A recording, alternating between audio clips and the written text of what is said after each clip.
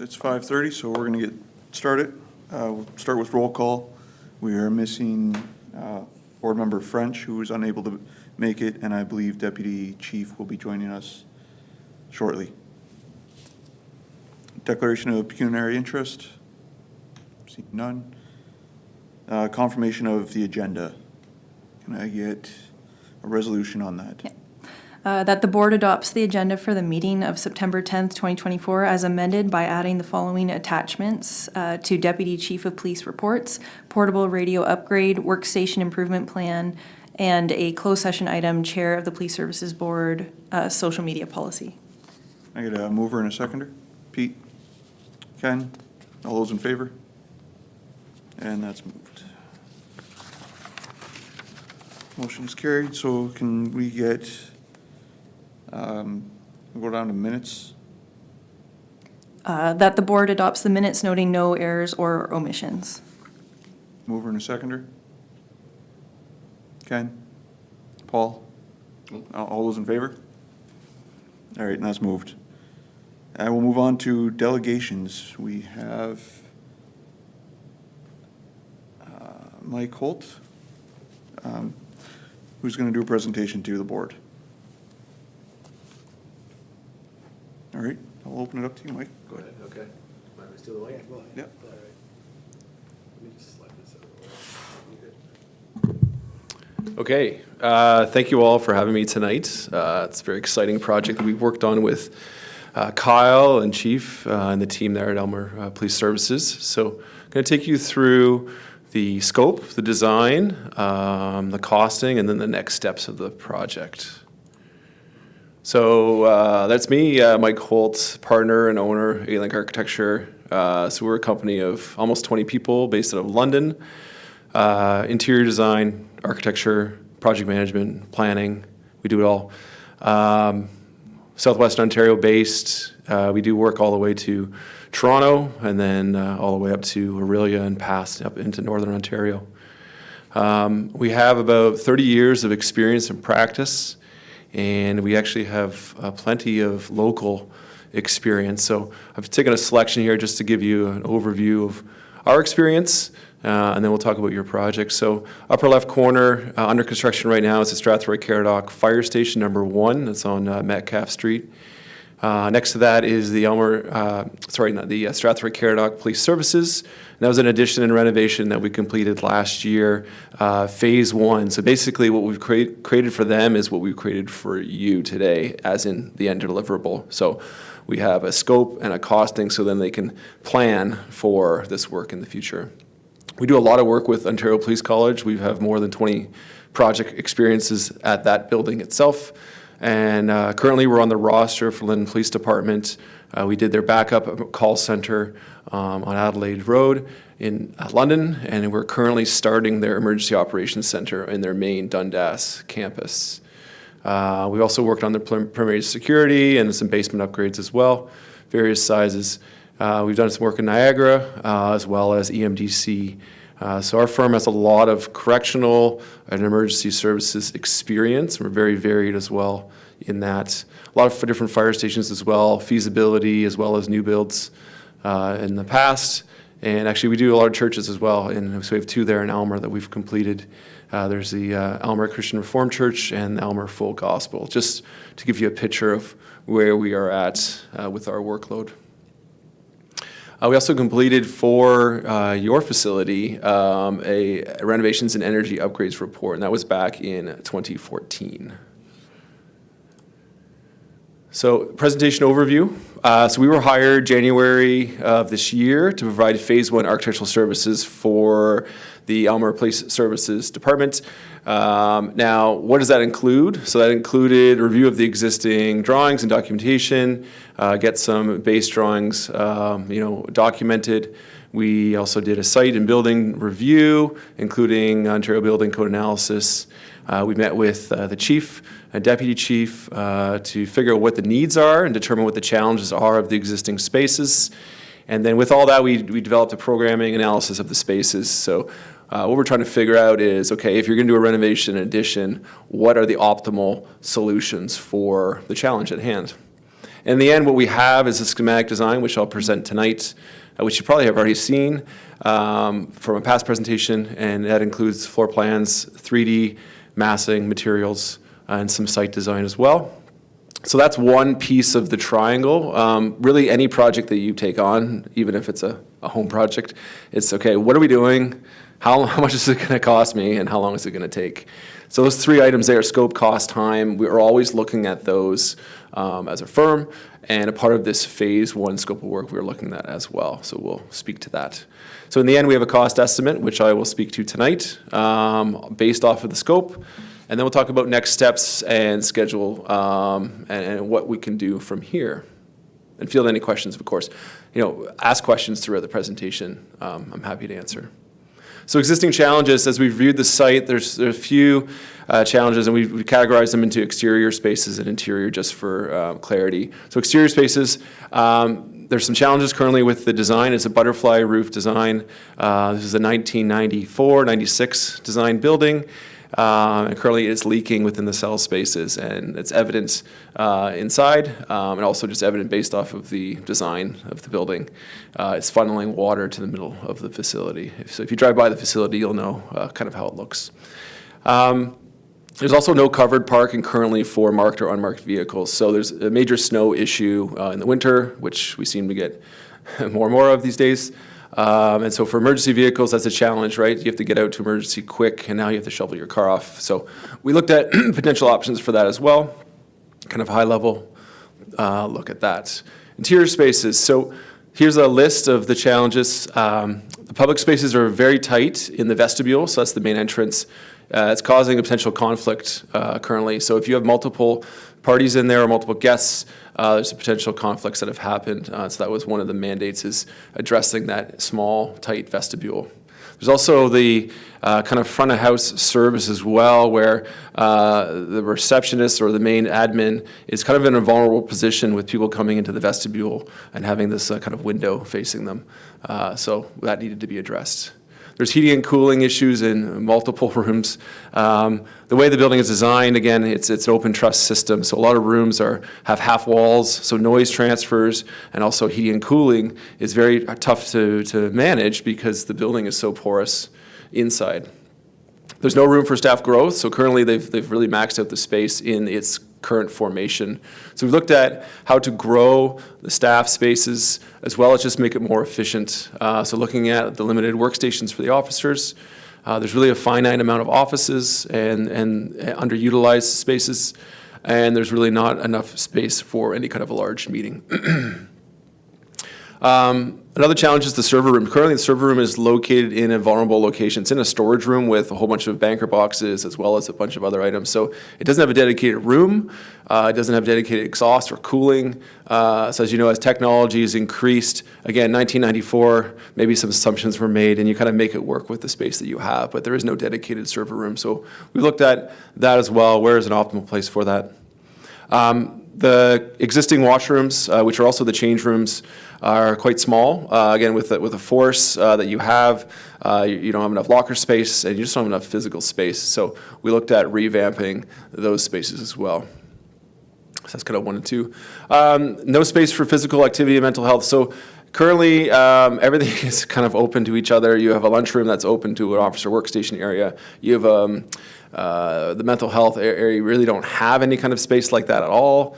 And you have equipment kind of scattered throughout the facility, so you don't have the efficiency of having an equipment zone. You have some spaces carved out for your equipment, but they are not all kind of in one spot. So we've looked at that. You don't have a universal washroom, like an Ontario Building Code. So OBC means Ontario Building Code compliant universal washroom. So it's existing non-conforming, but you don't have that capacity currently. You have a barrier-free washroom, but it doesn't meet the universal requirements. So it's something to look at if you decide to do a reno. You'd want to take a look at that, and that's what we've done in the design. Again, equipment is not centralized. I've mentioned that. It's scattered throughout. So how do we make that more efficient? And the last is sort of the tired and abused finishes. It's a building. It's seen its age. It's seen some work to it. So it's probably in time for a refresh and make it a little bit more durable for the day-to-day use. Question, if I may. Yeah, of course. And you've touched on some of it already. because of the unique design and the lack of functionality on the interior, are you confident that your proposed changes, modifications, will address those and move forward from this particular point? Yeah, so what we looked at is with the chief and deputy chief, we looked at future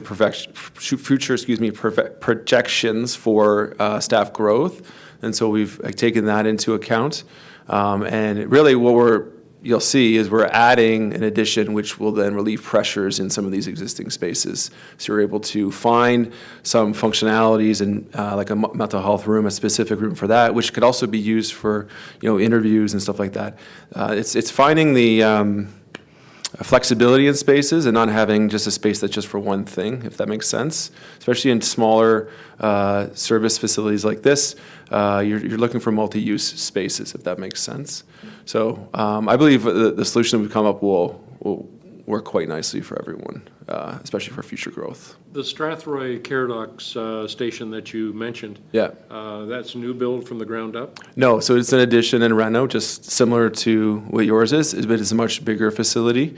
And again, they had their own challenges, which we had to sort out, just where do you connect.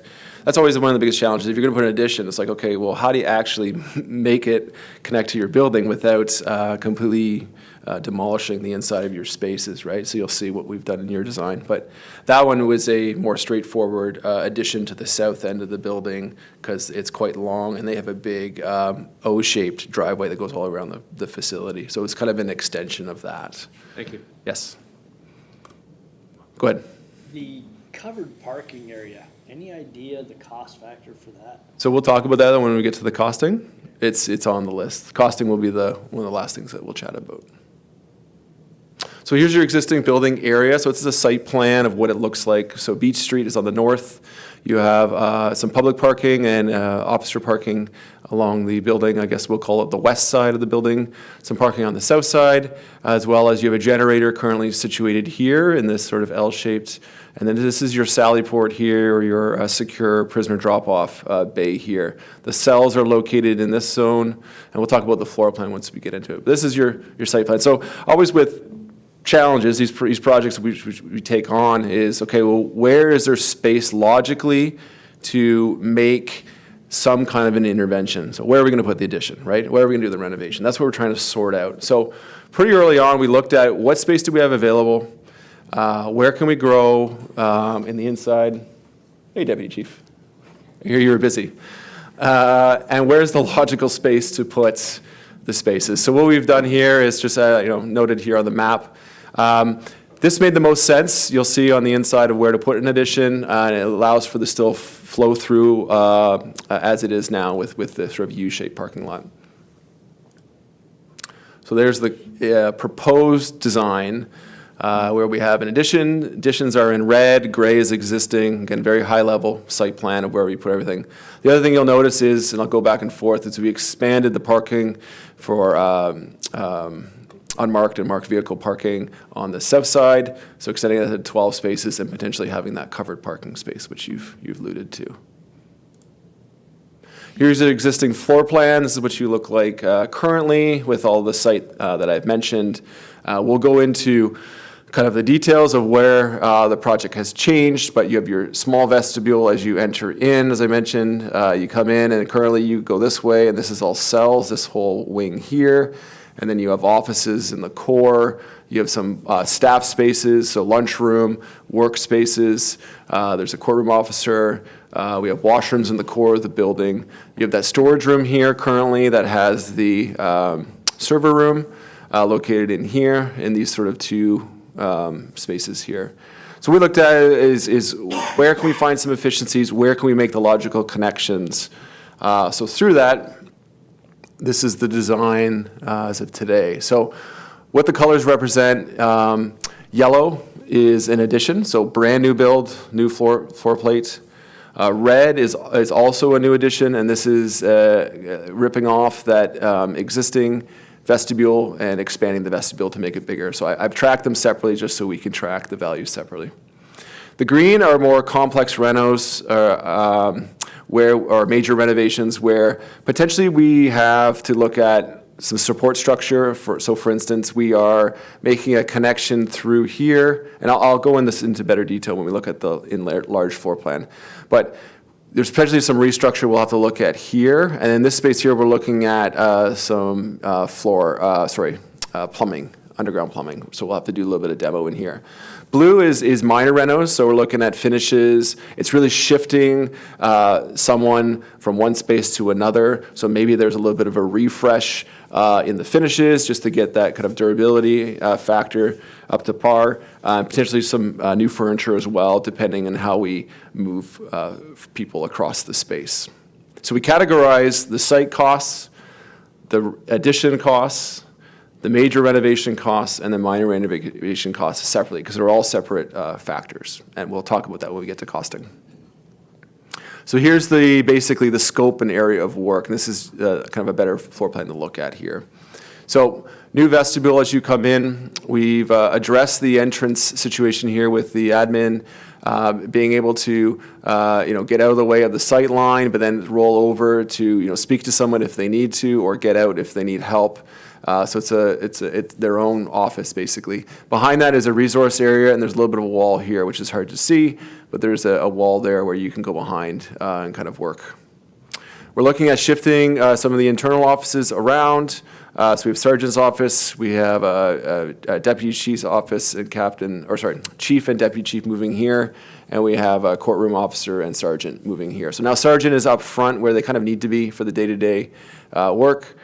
We've taken the existing boardroom, and turned that into a work area. So you can see here we have 4 workstations for officers. And closing that off, again, you have this very porous building with no real divisions inside, so you have noise and air, and it's very hard to treat the spaces. So we're looking at addressing that by providing some interior glazing, or even interior walls, or a combination of where we can separate the spaces. Further south, we have another workstation here, and then we have the existing lunchroom, which would stay where it is, but then we would build a full height wall here to separate this back area. So this is currently where the workstation area is for the officers. That would turn into a fitness and wellness room.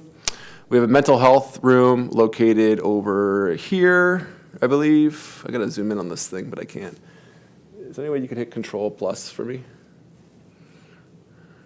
There we go. Keep going. Perfect. So we have a soft interview room located at the top here. This currently was the old identification lab, which you don't even use because you outsource that work. Creating a more purpose-built storage room here. Currently you have a little storage closet here, which I think was the old lawyer's interview room, which you don't even use. And then creating a purpose-built universal washroom at the center here.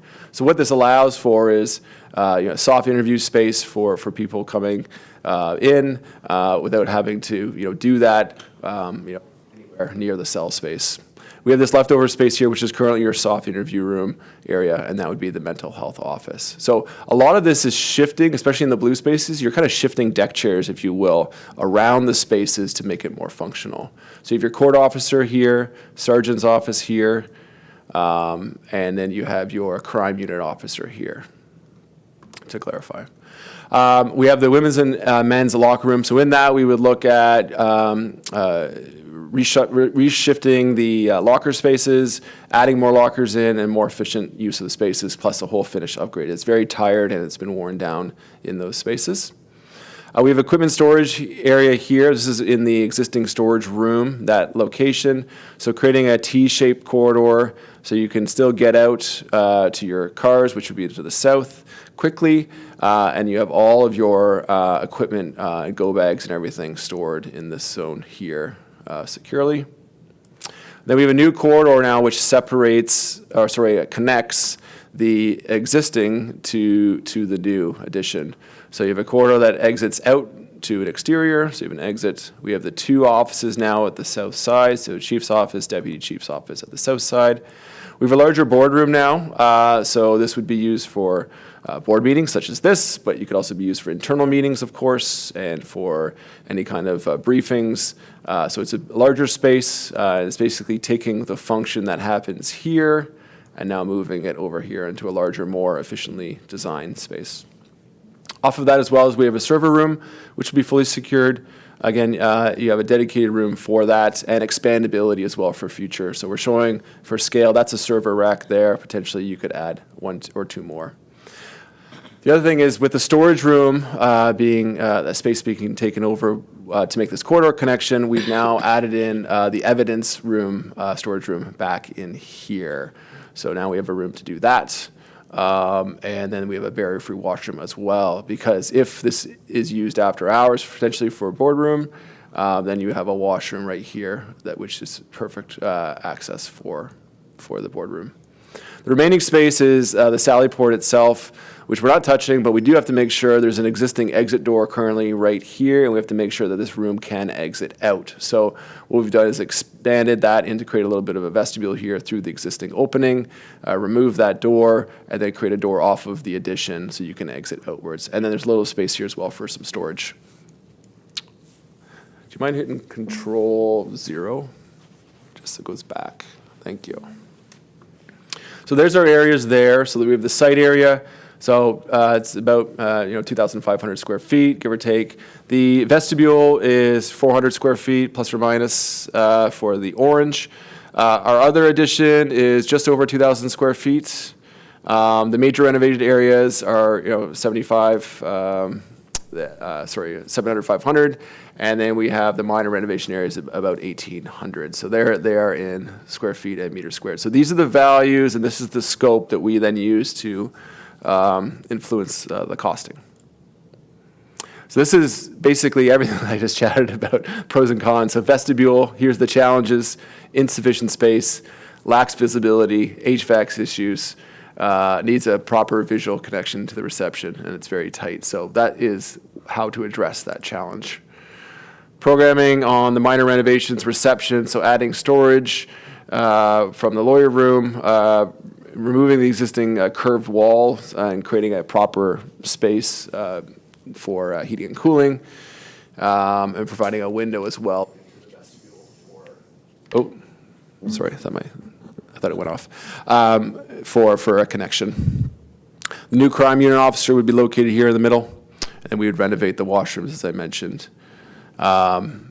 Shifting the offices around, so court officer, mental health officer, sergeant's office, and the constable workroom as well, and then creating a dedicated fitness room. Soft inner room, as I mentioned, with the storage room and the universal washroom, and then we have our corridor and we have our quartermaster, or basically equipment storage. Evidence room, server room, boardroom, washroom, ante-room as well. So this is for dropping off as evidence. So currently you have lockers here where evidence would go in there for processing. Now there's actually a dedicated space off of a corridor, so it's not accessible by public. And then we have the new barrier-free washroom as well. And then we have the offices at the south end. So we're going to look at this in 3D, and then we'll kind of talk about the costing. So here's your existing view. Currently, you have the butterfly roof, as I mentioned, in both situations. Great for warm climates, not super great for Canada, where we have snow that melts, and now it has to go somewhere. So you are having some issues with water in both of these butterfly roofs, so those need to be addressed. This is the proposed view of the building. So what we've done is expanded the vestibule, as I mentioned. I'll kind of go back and forth so you can see the difference. So we've taken off this old shed roof here because it's very tight and very low, and it's hard to rely really on that roof, especially with expanding the footprint of the interior. So what we've done is provided a proper roof which we can fully waterproof instead of trying to patch into that shed roof. Larger vestibule, more glass, better visibility from the street, a canopy as well, just a little bit, so then you're not standing out in the weather if you need to get inside the vestibule. It's just a little bit more welcoming than what you would currently have. The other thing which you'll notice here, and I'll go back and forth, is we're looking at adding a roof cricket, which is basically additional framing in there to move the water away from that pocket where it is currently leaking above the cell space. So that's what we've addressed there, and that's in the costing. So here's a view of the vestibule itself from street view or person view, if you will. And then there's the addition there. So again, with the design, we're always looking at, okay, square footage but also vertical, like how high are we going, and then materials. Those are all the first stages in order to get a more accurate costing, which is what we've done. So here's the materials here. So we're looking at aluminum plate panels. You'll see these a lot nowadays, especially in sort of institutional designs. Very, very durable, and they can stand up to abuse, and they don't oil can like a thinner piece of metal would, where it starts to warp as it expands and contracts. We have glazing at the front entrance, as I mentioned, just create more welcoming and also visibility as well of who's going to be in there. And then just steel painted columns, very simple, very durable. And then we're looking at continuing the stone. You have like a precast stone veneer on the base condition. So we would try to marry up some of the materials where we can with the existing, but then also look at bringing the building a little bit past where it is now, which was a 1994 design. Before we move on, can we go back to the roof view? Of course. So the one spot where I believe it's a roof cricket that you're putting? Yes, correct. That's going to take care of the water pooling in that section. Yeah. Don't believe we have any leaks in the front section currently, So that did not. but do you anticipate any issues with that butterfly roof? I think, again, we're laying all this out for you. As a board, you'll have to decide how much scope you want to take on, and that will define how much cost that the project will be. So to answer your question, that could be addressed. It could also be addressed as a separate project as well. On the road? Exactly. Okay. Yeah, there's always a risk of it, just in its nature of its architecture. But we know for sure there was evidence of leaking in the cells, so that's what we tried to address through this costing, yeah. The roof over the vestibule area, is that a flat roof? So it's a low slope roof. Flat, we'll put in quotations. It's tapered insulation that moves water to a specific drain, and then we would pull the water out. And it would have redundancy built into it. It wouldn't just be one drain. Yeah. Pretty typical commercial roofing is what we do. Currently, you have almost like residential, where it's shingle style roof design. You know what I'm getting at though, like a lot of the old style flat roofs were an issue over the years. They were for various reasons, and if there was a ballasted roof, if it had gravel on there, and then you have a maintenance person go up, and then they step on the roof, and then it wrecks. Yeah, so new roof designs, it's very much membrane-based design. It's two-ply mod bit roofing. Yes, so it's basically the gold standard for roofing is what you would do. I don't recommend saving money on your roof. Put the money on the roof. So let's keep going forward here. So there's the exterior there, there's the materials. So now we're gonna look at the back side. So as I mentioned, we have to build this addition and figure out how we're gonna connect it and how do we marry it to what you currently have. So currently you have a generator sitting out here on a trailer. Then there's some additional spaces. Obviously there's some downspouts would have to be addressed as well, because you have all these roofs that are draining kind of into this area. When we were there in the winter in January, it was quite wet. So all that would have to be looked at as a larger whole of the project. But here's the addition to the south end. So similar materials to the front end, where we have a durable base condition with a masonry veneer of some kind.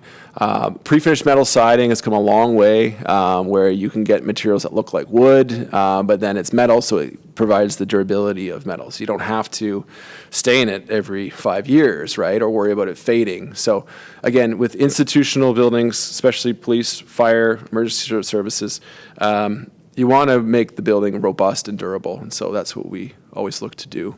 So similar products, we have the aluminum plate, which is kind of the darker color here, the charcoal color, and then potentially there's like a wood product that we would look at. I'm going to put wood in quotations because it's actually metal, but it gives you that kind of look.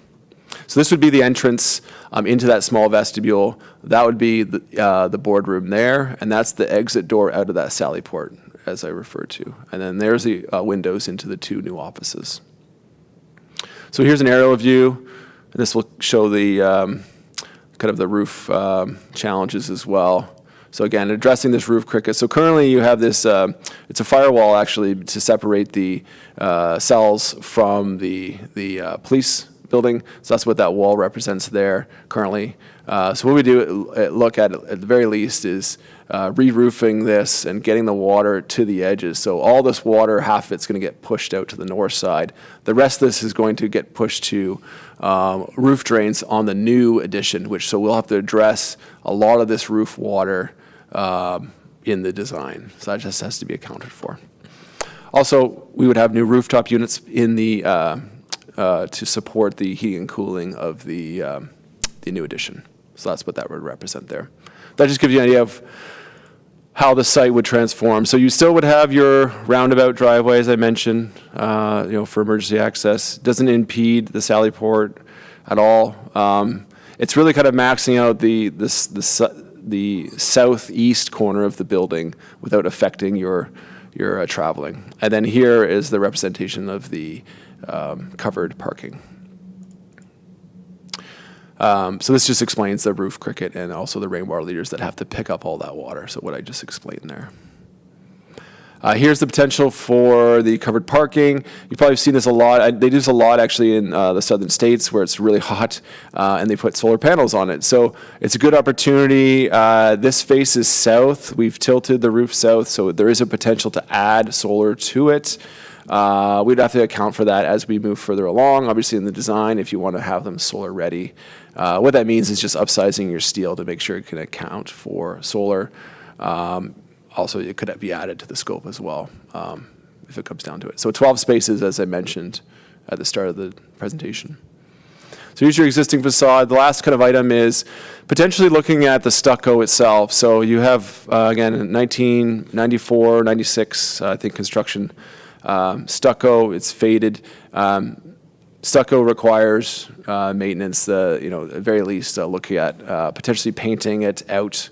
So that would have to be accounted for as well in the grand scheme of the budget. Again, trying to decide on what's in the scope and what's out of the scope will help define the end budget of the project. So to summarize, these are the areas of work that we looked at, which then directly relate to the costing, and I will go through the costing with you now. So in all of our projects, we set up milestone costings, and we highly recommend doing this to our clients. So what this means is we take a design to a certain level, and then we get it costed out by a cost estimator. And then the client can either inform the design from the cost estimate. So it's a feedback loop, really.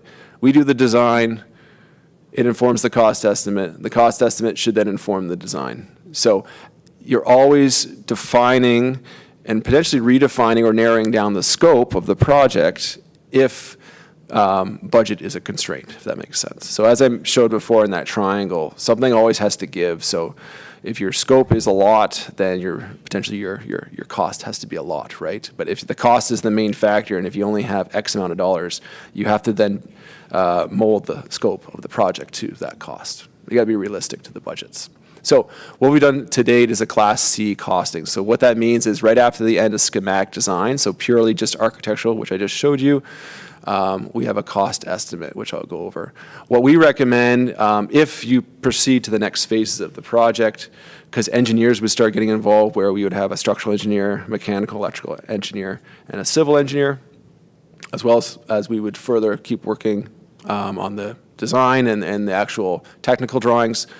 We would then get to about 50% done, our drawing set, and then we would send it out for a Class B costing. So your costing gets more and more accurate and more defined, and your contingency is less and less because the drawings are more accurate and known to the scope.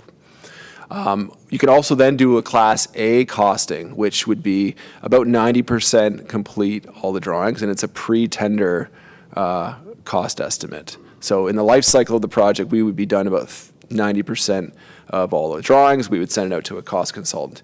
And the pre-tender estimate is quite helpful, and we're finding for municipal clients especially helpful, because as soon as you go for tender, you're mandated by about 60 to 90 days to either accept the contractor's bid, right, or basically void the bid completely. So it's always a time crunch to say, yes, Mr. Contractor, we want to hire you. And so if you're still kind of unknown, or if you want to get to a pre-tender value, that could be achieved as well in the phase 2 scope of services. And I'll chat about that at the last slide.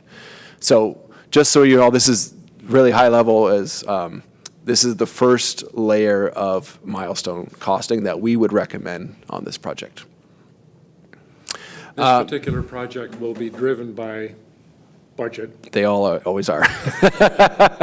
And having said that, is it feasible on this project to phase it?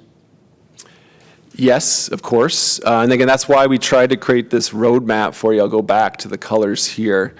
So if you say, hey, our budget is X amount of dollars, then we would have to take a look at, okay, well, what do you want to cut, right? So if you're defining the budget as the X, I don't want to look at it what you're going to cut. I would rather look at it, what are we going to do? right, and so that's another way of doing it is looking at phase 1 and phase 2 of the construction, right? And then you could potentially sort of take some out and say, we'll do this part later, right? So one way to phase it is you don't do the front vestibule right away. You just build don't build the orange, build the yellow. But if you build the yellow, you got to build the green next to it, right? This snowballs. You have to do this work. And once you build this, then you can shift these. Go ahead. Just back up and go through that. Happy to. What could be phase 1? Yes. And what could be phase 2? Happy to, yes. Okay. Yeah. I want to get through the costing first, and then we can definitely talk about that. Okay. So all the cost estimates, they're all completed by a local constructor. So that's who completed this costing here, who are hired as a sub-consultant. And I will get into it right now. So what I've done for clarity, across the top, I've put in the 5 different color codings so everyone can understand what values are attributed with what. I may have to zoom in on this, if that's okay. That'd be perfect, thank you. So the way costing is, on this sheet, we have a total budget. So this is all items in. Here's your construction cost estimate at the bottom. So Class D estimate, so it's 2.1 million, high-level costs. So to break that down, because that's a big value, we need to know what categories each of these are in. So when we get costing completed, we ask them to put them in each of the categories for you. So your total south addition equals that value right there. The cost of your vestibule, if I go up, the new vestibule, which is in orange, there's the cost of your vestibule right there, high-level estimate, right? So then as a board, as a client team, you can decide what should be in phase 1 and phase 2, because the costs are now defining what potentially could be included in each phasing of the construction. So site costs are located here, minor renovation costs are here, major renovation costs here, vestibule addition, south addition, and that gives you your scope costs. So as you decrease or change the scope of what the project entails in any of these categories, obviously that will affect the bottom line down there, if that makes sense. Each one of these is broken out into divisions. So in construction, we use the master divisions for categorizing each of the component of the building. So Division 1 is your general requirements or general conditions. Division 2 is site, 3 is concrete work, 4 is masonry. You can see metals, wood, thermal protection, all the way down.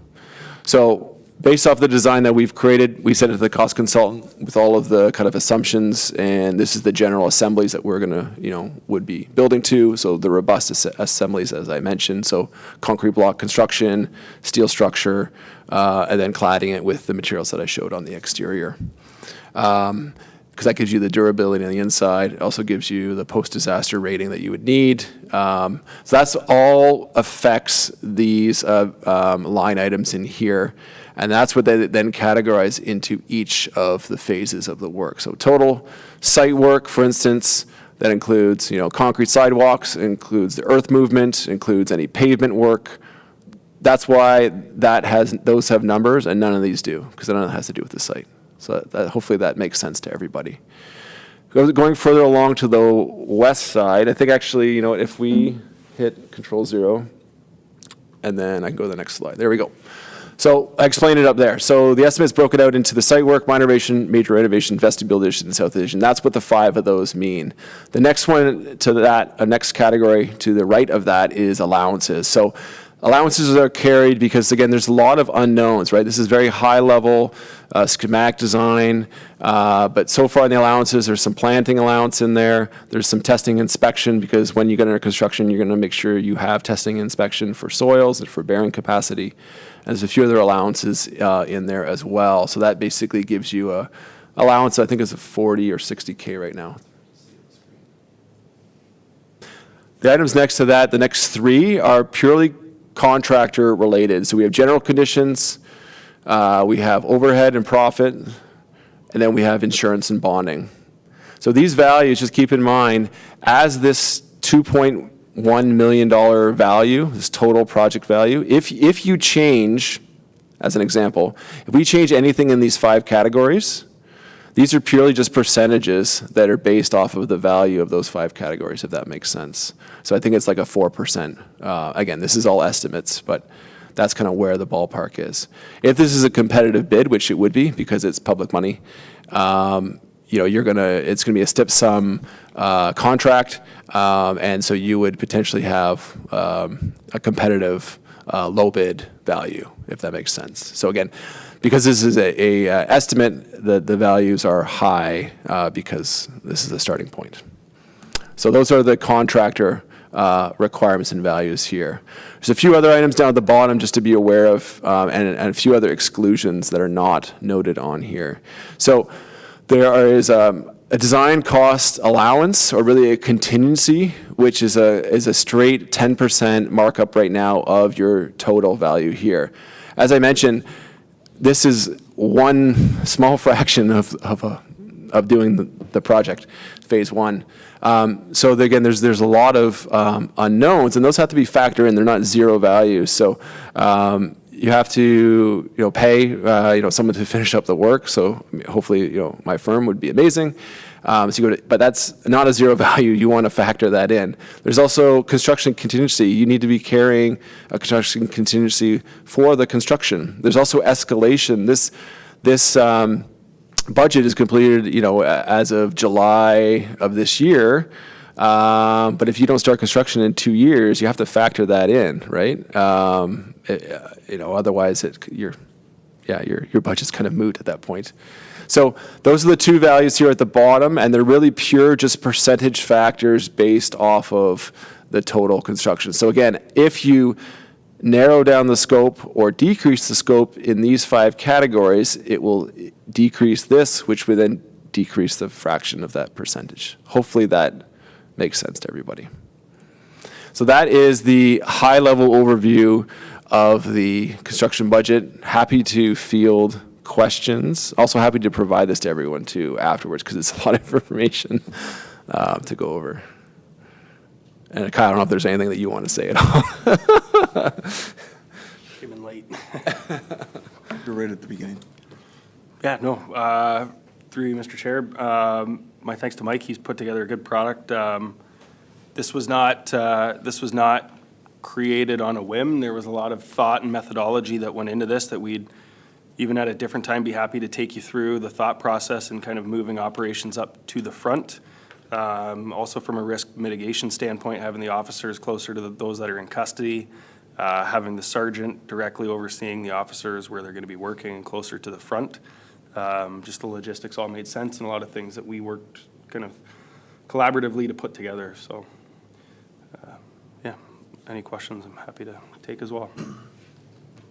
So we can keep going because there's a few more slides. I just want to make sure everyone fully understands. So this graphic I think is great because it illustrates the life cycle of a project that we would be working on as an architect. So typically we break up our projects into phases because it's more manageable for clients, because a client comes to your project and says, hey, I want to do a church addition, or I want to renovate a police station, or what have you. And you're trying to narrow down the scope, right, with them in that first phase of the project. So that's what we've been hired to do, is phase 1. So preliminary drawings, as I've shown you, get a Class C costing completed, which we've shown you as well. Now you can make informed decisions as a board and as a team of where to move the project forward, right? Do you need to cut scope? Do you need to add scope? Do you need to find more money, et cetera? There's ways and avenues to mold the scope based off of if budget's the factor, then that's what you would need to look at.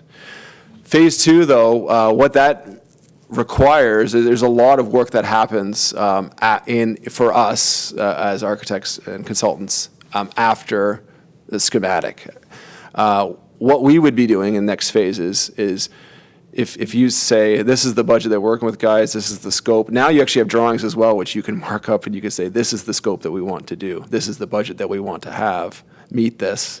Then that's the goal, right? So we can then take those and hire our engineering team based off of a scope. Now everyone can see on the paper what the project entails. So you can get a competitive fee that way, which is important. The design development itself, though, what that includes is site plan approval. It includes the consultant engagement, additional work from structural, mechanical, electrical, and the civil engineering to create a complete package. As I mentioned, as an option, you could do as a milestone a Class B cost estimate, which is be 50% complete the work from the consultant team. Because then what you can do is, and we do this all the time, is now we have a Class C, which we created, and then 6 months later, we have a Class B cost estimate, and we can see how they relate to each other. And I've had projects recently where we've done a Class B, and it's under the value of the Class C, and the client has then added scope back into the work. Great example is we're working on the Southgate Center addition renovation in Woodstock, and we did a Class C cost estimate. And we were like, oh my goodness, this is pretty high. We got to cut some scope. So what do you guys want to do as a client team? And they said, okay, cut X, Y, and Z. We cut them out. Then we did a milestone costing of 50%, came in favorable. And they said, let's add that back in. It's not too late to add that back in. And so we did that, right? Because you actually can compare the metrics against each other. After that is creating the building permit drawings. After that milestone, and then the tender drawings. The tender drawings are the drawings that the contractor would be bidding on. As I mentioned, prior to tender, you can proceed with a Class A cost estimate. That's about 90% completion. And that gives you the most accuracy without actually being on the, having to make the call on proceeding with tender. Some clients decide to do that. Some only go with a Class B, and then if they say, oh, the Class B is right, the Class C, the right in alignment, then we just proceed to tender. A great example for that one is the fire station project in Strathroy, which is under construction right now. We did a Class C construction estimate, then we did a Class B, about 50%. Everything was actually under, and then the tender came even under that. So in the end, everything worked out quite nicely on that project. Question on that then. Yeah. In your experience, what is the cost based on estimate versus the actual when the project is complete, based on your experience in the field? So recently, and again, it depends on the market of the construction, like how busy contractors are and how much they're looking for work. But I know the best example is the fire station. It came under, I think it was like a couple $100K under value, which was great, right? And that includes, we're already carrying contingency as well on the project, which you would want to carry anyways for construction. So favorable, and again, that's why we recommend this as the process. Is it's great to design and do all the work, but then if you send it out for costing and it's over budget, it doesn't help anyone if you can't afford it, right? So that's why we do the design, get it costed, and then we have that feedback loop cycle, as I mentioned. As a firm, we highly recommend it, because then everyone could feel like they're making value-based decisions, right? You're getting the value. After the construction documentation, there'd be tender, so that means actually tendering the drawings out and procurement and award to whoever the respected contractor would be, and then construction itself, and then project completion. So for us, when I say phase 1, phase 2 work, this is how we define it for our firm. Other firms might be a little bit different, but we typically do this way so it's more manageable for the client. Thank you. That's all I got. One quick question, Mike, and I know it has been looked at here, but what's the longevity of stucco? Like it's 30 years old now? So it would be, Expect- I'd have to look through. We have the old drawings from Walter Fady, which we had from when we did the assessment back in 2014. So I have to take a look at what the system is behind there. I don't know if you've had a building condition assessment completed since we completed in 2014, so I'd have to take a look at that report to see what our findings were. But I know there was recommendations and conclusions in that report, and I wouldn't be surprised if they had to do with the stucco as well. So I'll open it up to any more questions. Maybe just a comment through the chair. Down the road, or whenever the board sees fit, I have had some conversations with Ms. Sachs, and she has some pretty robust funding strategies that at some point, if the board wishes, she would speak to. And I can tell you, it doesn't even come close to hitting a tax point. So the funding strategy that she's developed is feasible. And obviously, she's very good at what she does, but she would be happy to speak to this down the road too, if that's the decision of the board. I think that would be a good idea, at least get an idea, because there's a lot of work involved. A lot of this, it all makes sense with the functionality of the police service and modernizing our police station, but it does come down to, do we have the funds for it? And if we do, or if we don't, what do we move forward with and what do we put on hold? But I think that would make a lot of sense to have her come and speak to the board and show us kind of what that costing would look like. Yeah, so right now what you have, you have a schematic design that's vetted through, the police department, where with wish lists and, making it work and all the functionality that all that work has happened, right? So you don't have to reinvest in that now. Now you can basically strategize on the funding as the next step, and then decide, is the funding in alignment with all the scope that you're seeing in the project, right? Or does something have to give? So at least it gives you guys more, like a roadmap, really, right, to address these challenges, and then make a decision on where you want to go from there. Go ahead, Pete.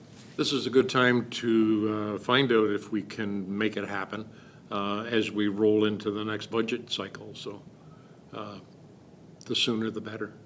I'm thinking October. If that would the board be agreeable to invite Heather out for our October meeting to go through this in more detail, and we can hopefully make a better decision, more informed decision? Yep, absolutely. Just one more comment through the chair, just comparing apples to apples here for facts. One of our sister towns, Hanover, size-wise and service-wise is very comparable. They've just embarked on an $8.6 million station build, whereas we're talking significantly less, which would probably anchor community policing in Aylmer for the next 30 years. So there's some really live comparators out there. I think we're in a pretty good spot. We by no means think this is going to be done tomorrow. We simply wanted to table this to get in the hopper and work with the town and kind of arrive at something that works for everybody. But my thanks to Mike for the work that's been done so far. So Thank you, guys. Well, do you think we need to wait till October, or could we have like a separate meeting before then with that?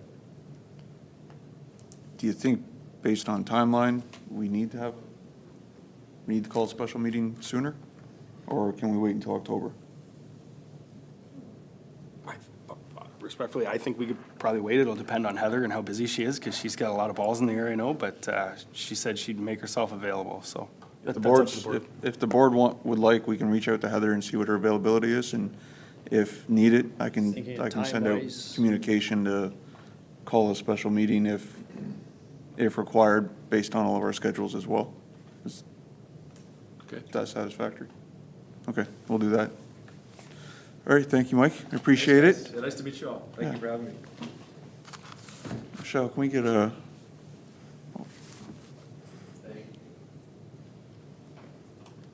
We get a resolution for that? That the presentation regarding the Class C cost estimate for the Aylmer Police Station be received for information. I got a mover and seconder, Pete, and Ken, all those in favor?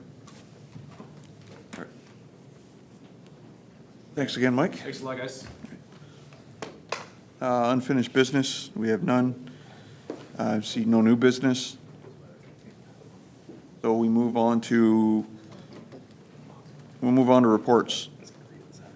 And we'll hand that off to Deputy Chief for first few reports. Perfect. Thanks, Mr. Chair. So the first one, as communicated out to the board, was the BWC pilot program, which is currently underway, using a Motorola body cam product. We are candidly against the grain, using Motorola, where most other police services have gone Axon. And it's going pretty well so far. Most of our staff have been trained up, with save and except a couple left. Good feedback so far. We actually pushed out an internal survey on body-worn camera thoughts, and overwhelmingly, everyone supported some type of camera, whether it's the in-car or body-worn camera, to support the officers doing their job, which I ran the same survey in another service many years ago, and the feedback was much more mixed, but the evidence hadn't really landed yet. So obviously the officers are receptive, and that's going to be kind of the rise and fall of the program. We're going to get out of it what the officers are putting in, and so far the feedback's pretty good. So some things to see at the end of this pilot with this new product. I've had a couple other police chiefs reach out kind of to see where we go with this and what our thoughts are. Again, just because we're kind of stepping outside of the curve a little bit, but so far so good. Subject to any questions, that's the briefing on BWC. You'll be coming back with another report after the end of the trial period? Yes, we will be. So probably in October. That being said, we've also had some correspondence now from Axon, who's seen the traction we've been getting with our release and what we're doing, and they're also eager to kind of do a trial and strike some type of a deal with us too. So not a bad position to be in. We'll report back on it in October, whether it's simply a sum of what's happened with the month of September, or if we're going to look to embark on another trial with a different product. But inevitably, something will be reported back in October. Kyle, do you think the cost-wise, are they comparable? No. So right now, out of the gate, the Motorola product seems to be a lot more affordable, which was kind of why we've gone down this road. Axon, with their pricing, they also are the provider of Taser. So theirs is more of a inclusive pricing that includes a whole lot of other things when we're not just talking about apples to apples. So that's also part of the process in my discussion with Axon, is we need to get apples to apples to see exactly what we're talking about when it comes to BWC without the other frills. So we'll have that fine down a little more. All right. So, and actually, if I can even touch back on that through the chair, like just preliminary numbers, we're looking at about $160 per month per body-worn camera for Motorola, and that includes the back-end DEMS platform, which is the digital evidence management, so where all the videos go, the cloud. So that includes that. Whereas the Axon price, all-inclusive, we were in a monthly package deal that we were somewhere around $30,000 annually. So again, we just need to get it on par with what we're looking at comparably, and then we'll report back. All right, we'll move on to 8.2 if there's no other questions. Good. Thank you, Mr. Chair. So as indicated, the high-level overview on this is simply the portable radios, not unlike I'm wearing right now, have come and gone on their end of life. And many of the portables we have are Motorola 7550s, which are over 10 years old, some of them near 13, which is far beyond what the life expectancy is, and we are seeing issues. I've got 4 portables that are beyond repair sitting in my office right now. The complicating issue with this is Motorola has also discontinued this product. So the 7550 was then replaced by the 7550E, which was simply a newer model, also discontinued. So certain things we can get fixed, many things we cannot. So we are running into an issue with mistransmissions. Many times we've had some issues where we've keyed the mic and an officer could be standing beside somebody else. One person gets the transmission, one does not. Same thing with outgoing. When you press the button, sometimes they're being picked up, sometimes they're not. Obviously, any missed communications are a live concern from an agency standpoint for the chief and I, and the remedy to that is replacing the portables. So what I can tell you is that the St. Thomas Police Service, with whom we're dispatched by currently, have done this switch last year. They've upgraded to the R7 Motorola, and I'm going to say 99.9% of the mistransmission issues were resolved. Also thanks to Bearcom being able to work and mitigate those issues. The other complicating factor now with the mistransmissions becomes St. Thomas is our dispatch host with a repeater. We have a repeater, and then we have a version of portables, and St. Thomas has a different version of portables. So when they're trying to troubleshoot what the issues are, we're dealing with multiple platforms, and we're dealing with things that, again, aren't necessarily apples to apples, and simply upgraded technology. So we presently had 15 portable radios. As I said, 4 are in the boneyard in my office currently, beyond repair, which basically puts us down to 11. What we are requesting is an immediate replacement of those portables of 10, and we will see how we do with those.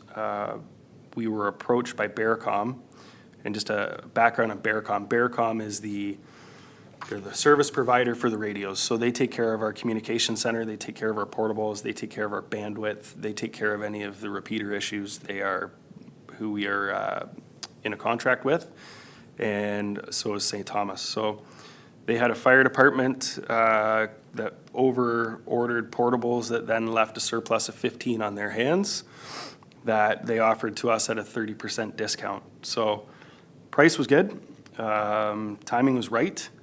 And the other thing, not that, I want to say the sky is falling, but there are some other municipal agencies that have had Ministry of Labor complaints with respect to their radios and them not working. Fortunately, we have not, and our staff has been very good at kind of working, with us and troubleshooting the issues to try and hone it down. But the main way that we can reduce this and support the staff and kind of put ourselves in a current position for communication, in my respectful submission, is to upgrade to the R7 portable radio through Motorola. Lastly, as noted in my report, I spoke with Chief McCone from the fire department. They are on the 7550 Motorola platform. Again, the thing to consider with their platform is usage. So our portables are going all the time, shift change, 24 hours. So the actual lifespan, even though it's all industry standard at about 10 years, is reduced simply by the time that they're being used. Chief McCone was hoping that the board would consider donating 5 of the newer 7550E units to the fire department. That would then put their entire operational complement on the same 7550E, which again, kind of what I spoke to is reducing those issues of different communication devices and trying to fine tune what the issues may be. So subject to any questions, that's my report. There is a small monetary remuneration that we may be able to expect, and that's simply for turning in the old portables. First, Bearcom will decommission them so nobody who gets them would be on our channel. But also, there's a third-party company that buys these older units that are expired and basically holds them as a parts depot, and factories and stuff can try and get parts from them. So we do expect a very small recoup, but that would be about it. Subject to any questions, it's my report. I'll open up the questions, and then I have a suggestion that I wanted to. Open up the questions first. Go ahead, Pete. Okay, so just to be clear, police services 10, fire service 5, that's the 15 that they have on hand now, right? Is the police, the fire department paying for their 5, or who's paying for the 5? The 5 that we would be potentially giving them? Yes. Well, that would be up to the board. Chief McCone said he'd be willing to pay a little bit, but my respectful position is we're robbing from Peter to pay Paul. It's all town money, so. It's just the allocation on the budget, that's all. Yep. Yeah, I mean, on a used portable like that, the market's not very high. Like, we're not looking at actually, getting $1,000 a portable or anything of the stretch. I think they're worth more to them by just having them than they are monetarily to anybody else. What kind of time frame they're holding those, or right now, how long will they hold them, Kyle? I don't expect very long because I know there's other interest given the price, and Bearcom, through our working relationship and kind of what they've done for you know, the issues and the service issues we've had, they've been really good to us. So I don't have a timeline. I expect no longer than the end of the month, but that's speculation. And these are the same manufacturers as our body cam? Motorola, yes. Any chance of any better deal on the body cam if we No. radios? So we broached that kind of just in a general sense with them at the implementation, but it's basically kind of like, how I could explain this, I don't know, a Yamaha boat motor and a Yamaha motorcycle. Same but different. They don't really cross streams. I don't think we're gonna get better than the price that we can get right now. But if we choose to move it down the road, I can't say that that will still be the price, but the other thing is too, this also includes the encryption. So the portable itself is not cheap because the device is not cheap, but the mandated encryption that they have to buy per portable is included with that, and it's somewhere around $600 per portable just for the encryption. And that's proprietary through Motorola. What kind of service agreements do you have with Motorola for them? Like, so if you break one, like, are they very amicable of replacement, or is there a time frame, or? So they've been really good. When they break, we can get them into Bearcom in London really quickly. They have a quick preliminary look at it and they tell us, yeah, we can fix it. This is going to be the cost, or no, we can't. More recently, it's been no, we can't. But they're very good to us in that sense. So I have a couple things. First, just for clarification, you're looking at purchasing 10 radios, and the 5 that would potentially go to the fire department are ones you already currently have. Yes. So it's not like we're spending extra or purchasing 15 radios and giving them 5. We're purchasing 10 because that's what's needed for Aylmer Police. And then 5 that we don't need would potentially be going to Okay. Yeah. the I fire. thought you were No. buying 15. So we would put 10 into operations right now. So Okay. on the daily operations spectrum, so we could have 3 working the road maximum. Factor in the chief and I and a special constable, we're already at 6. The front office 7, and then a couple of auxiliaries, that brings us to 10. So, yeah, and we basically be giving the fire department the The used radios. best of the used, yeah. Oh, okay.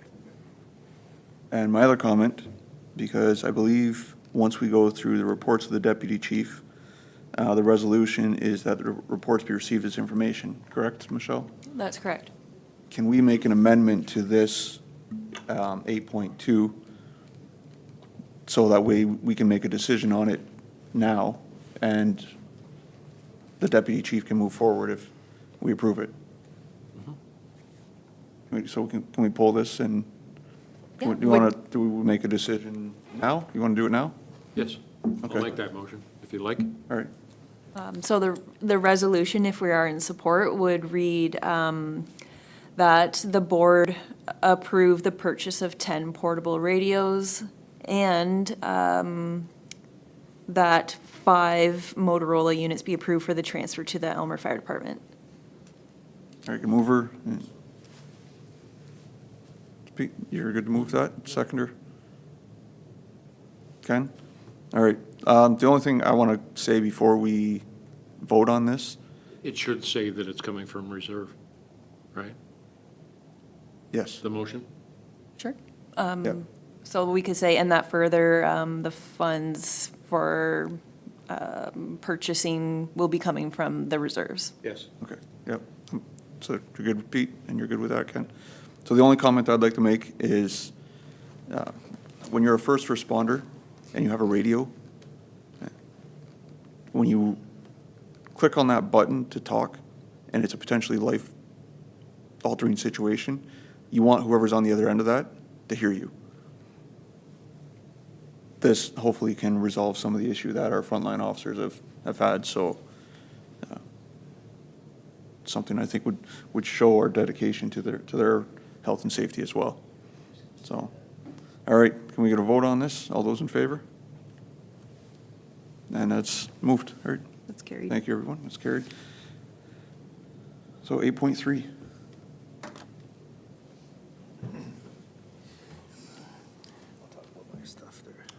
So, through you, Mr. Chair, tasers. So, friends of the chief and I, Chief Davis and Deputy Chief Van Sickle and Sarnia, recently upgraded their taser platform from what we presently use, which is the Taser X2, to the Taser 7, therefore leaving their Taser X2s in their stores. I had priced out an upgrade to the Taser 7 for our members for simply 6 tasers, which is far less than we currently have, on a shared platform, and we were about $50,000 without cartridges. So through the Sarnia Police Services Board, they agreed to donate 10 of their X2 tasers to us with holsters and 70 cartridges. That will undoubtedly take our current taser platform into the future for at least another 3 years, I figure. The Taser X2, again, is at end of life, is no longer being made, and very shortly is going to go unsupported by Axon and Taser. But by having this amount of tasers into our complement of 8 right now, we will be able to go into an individual officer issue, which will be nice because we won't have this issue at shift change with shared platform. Also, my experience with individual issue is it increases accountability and it increases the lifespan of products because people generally take better care of their own things when they know it's theirs. So yes, they're generous enough to give us this donation at no cost. And I expect to pick those tasers up next week. So it sounds like the tasers just paid for the savings from the tasers just paid for our portable radio upgrade. Yeah. And then some. Good work, saving money. All right, Pete, go ahead. And you had said, Kyle, that the cartridges are available for now? Yeah, so they've also given us 70 cartridges. Each taser takes 2. Part of the complicating factor is that every year annually, each officer needs to shoot off 3. So that number dwindles pretty quickly. And To their fellow officers? well, depends on the training, I suppose. But, Okay. yeah, it's mandatory training for the recertification, so that number dwindles pretty quickly. But again, just with the math and our availability of what we have presently, that should take us another 3 years. Sounds good. Any other questions? Just a appropriate thank you to Sarnia. Through you, Mr. Chair, I was wondering if perhaps either I can draft it too, or from the board, perhaps just a letter of thanks back to their board and the chief would probably be appropriate. That would be appropriate. The board agrees. All right, we'll do that. Sounds good. Thank you. 8.4.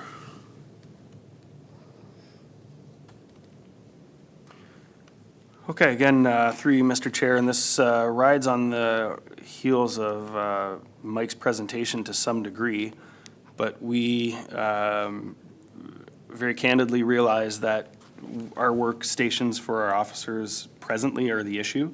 Yes, we have tabled our concerns with the building and what our long-term plan is with the report that was received, and again, just to kind of get in the hopper, but recognizing that none of this stuff happens overnight and is going to be undoubtedly a year or 2 in the making.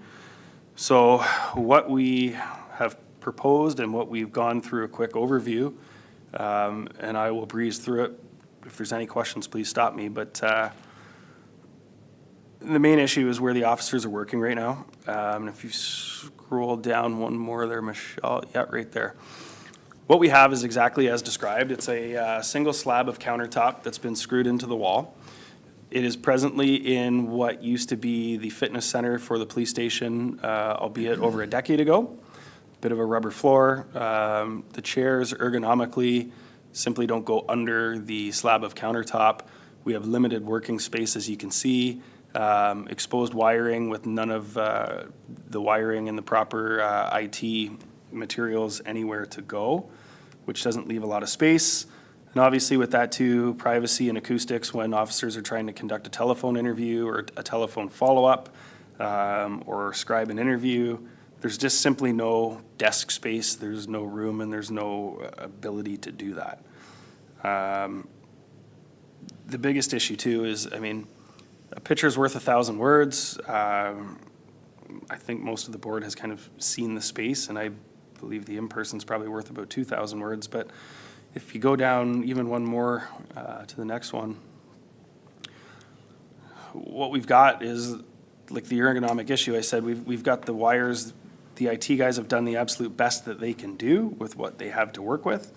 But even putting the screens at the right height, we aren't able to have the proper desk to get it at the right space, so we've used some ingenuity to try and make it as comfortable as we can, and you'll see the stack of 8.5 by 11 paper stolen from the photocopier that has been moved to do that. So obviously, we recognize it's below industry standard. It's not ideal, and that's part and parcel of this work improvement plan suggestion that we've put forward. The next slide down illustrates where our current special constable is working. His daily duties mostly entail the court case management and following trial, mostly on Zoom right now, but also processing the informations and dealing with daily walk-ins and all that. Again, you'll see the space. What we have with him is 3 desks that were all different desks that have been piecemealed together. Insufficient space with the filing cabinets and storage, and working with what we have. So again, ergonomics are non-existent for someone who's sometimes at the desk for almost the full 8 hours on court and on Zoom and in and out. And again, no privacy here, but again, my suggestion and recommendation is that we at least upgrade the workstation through a desk, fix the storage issue, because mind you, this backdrop that you see on the left is also the backdrop that the Ontario Court of Justice sees every time that we're logged into court. And from a professional standpoint, again, we're doing the best with what we have, but it leaves a little to be desired. So the suggestion and the recommendation as put forth through what is Lover's Office Furniture, this is their specialty, is upgrading the spaces with which we have right now. This is where the special constable is placed at the moment.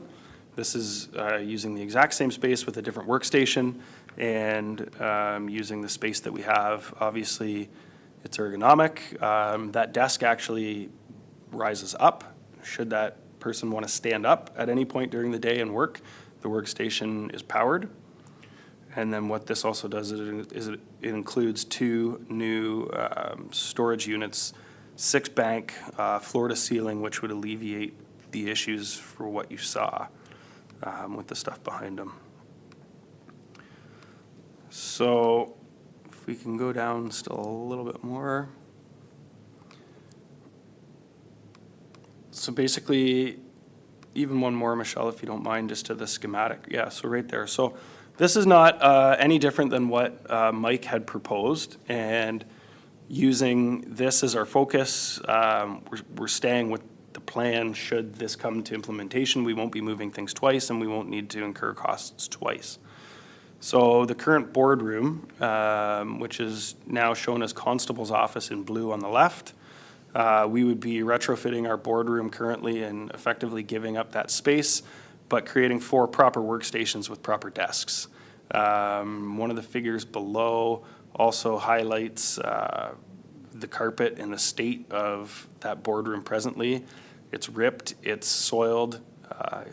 That's one of the offices that we're also within the same problems with the carpet. But the next one down, this is the boardroom presently.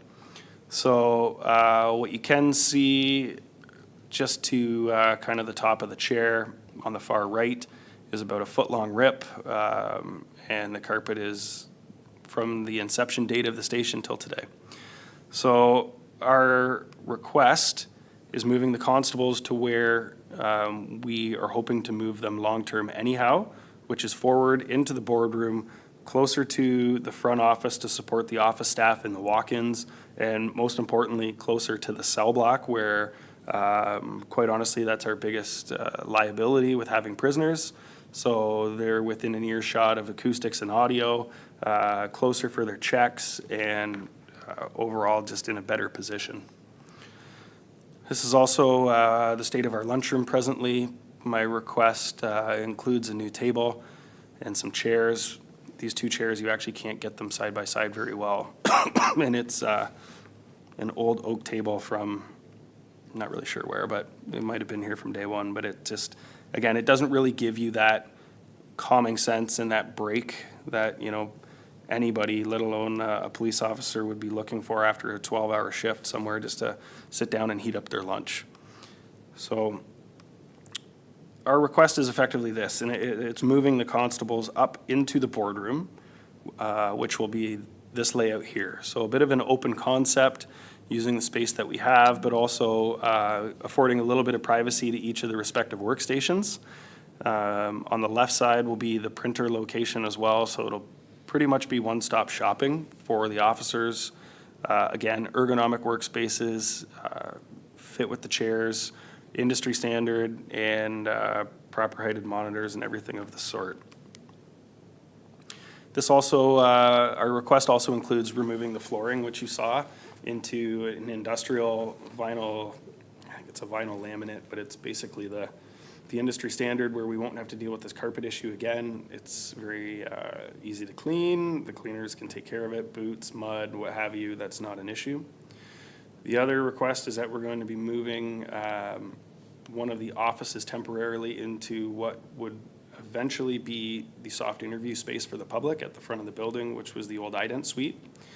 Using the space we have, not moving anything, this would be a desk for the chief's office with a little pseudo meeting space at the opposite end with the 3 chairs that would in turn work as a bit of a boardroom where the chief and I could actually have some private meetings and some strategic planning where we simply don't have that luxury right now with the open concept boardroom and our space limitations. So everything that we are looking to do is absolutely within the scope of what the architect has put forward for their space and their recommendations with the use of our space. We can use the computers that we have, we can use the telephones that we have. That stuff's all well and good, but our request and through these quotes includes installation of the vinyl flooring within the boardroom, which we hope to turn into the constable's room, the replacement of the end-of-life and worn-out carpet in the current chief's office and the current deputy chief's office, which would then afford a workspace for one of the sergeants, which was another issue we were facing just with the supervisors not having private meeting space with the employees and an ability to actually meet with people, public, complaints, anything of the sort.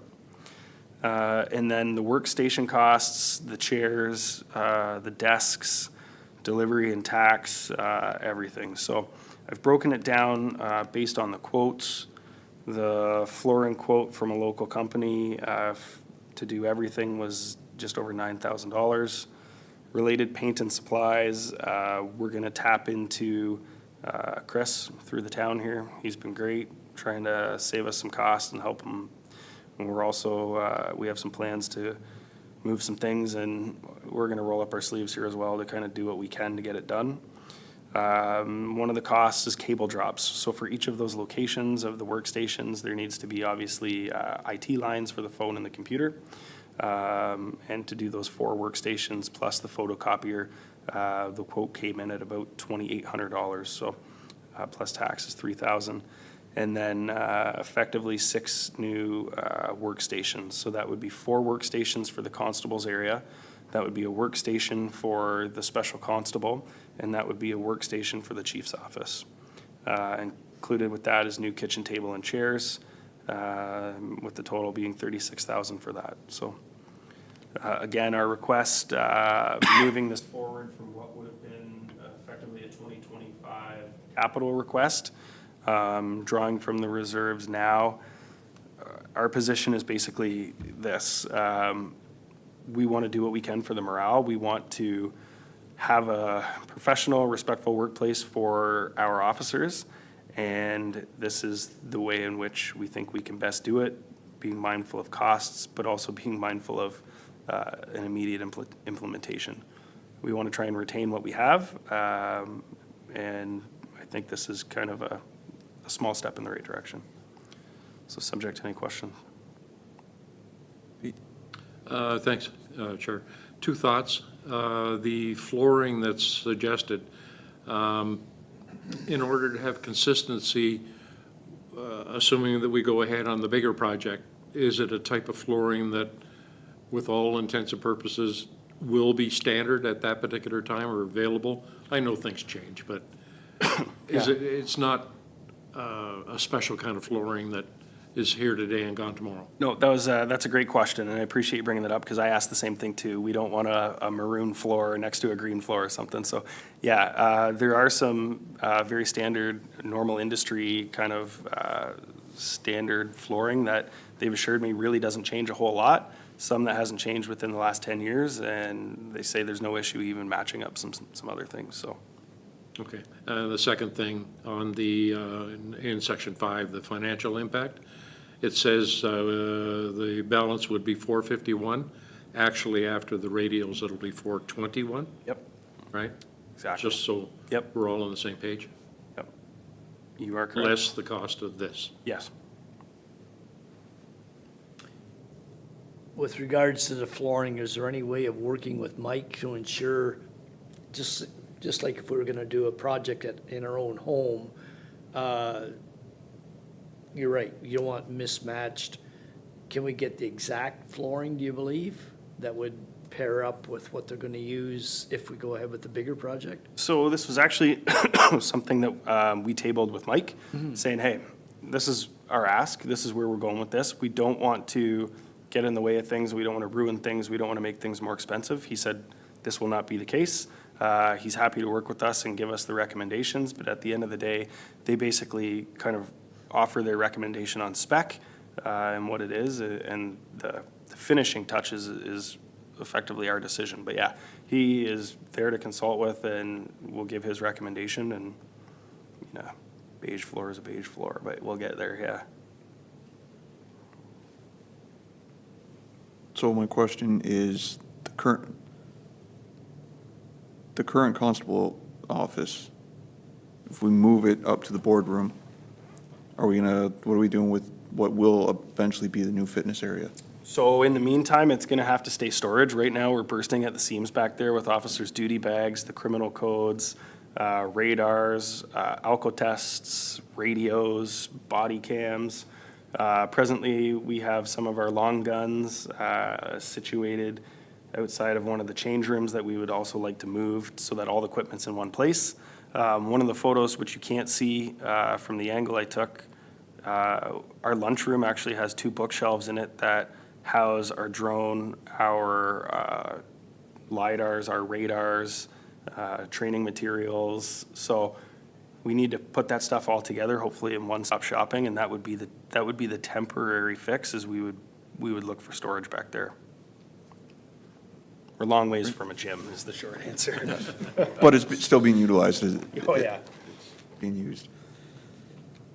Can I make a recommendation that we pull this one as well, and so we can actually make a decision on it? Because as of right now, it would just be received for information, so would The resolution can read as proposed by the deputy chief that the Aylmer Police Services Board approve and authorize the immediate implementation of the improvement needs within the Aylmer Police Station as outlined above, of a cost not exceeding $50,000.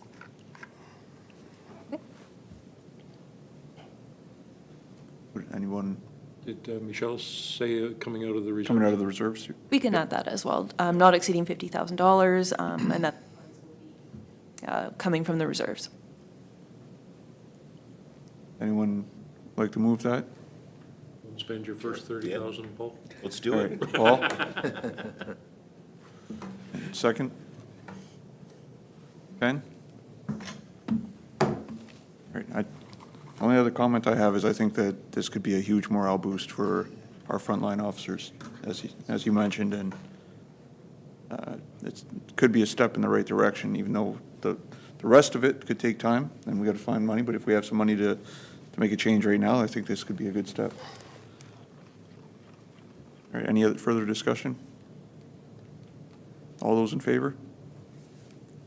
And that's carried. Thank you. All right, thank you, Deputy Chief. Just before we go to the chief, we'll just do the We have the other two that we, yep. reports. So just that the reports regarding taser donation and the BWC pilot program of the deputy chief of police be received as information. Can I get a mover and a seconder? Pete and Paul. All those in favor? And that's carried. All right, the floor is yours, chief.